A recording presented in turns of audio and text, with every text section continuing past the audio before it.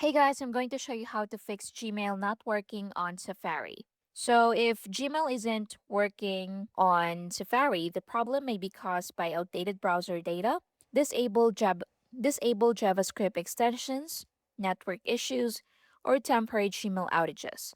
So try these fixes to get Gmail working again. So go to your settings. Now, once you're on settings, so open Wi Fi, then start by making sure your internet connection is stable.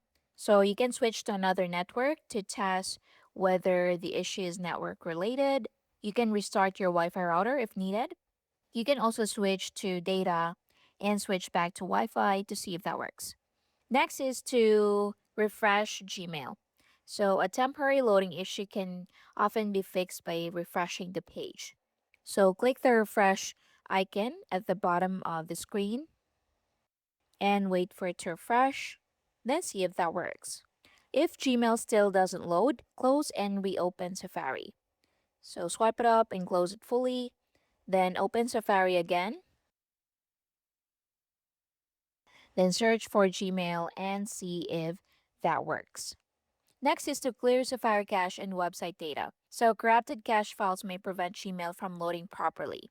So, if you're using Mac, open Safari, then go to Safari, then go to Settings or Preferences, then just go to Privacy. Then click Manage Website Data and search for mail.google.com or google.com.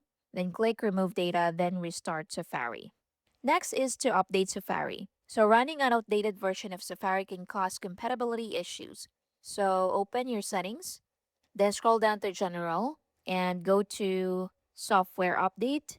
Then install any available Mac OS updates, which also updates Safari. Then go back to Safari and see if that works. And that's basically it. I hope you find this helpful. Thank you for watching.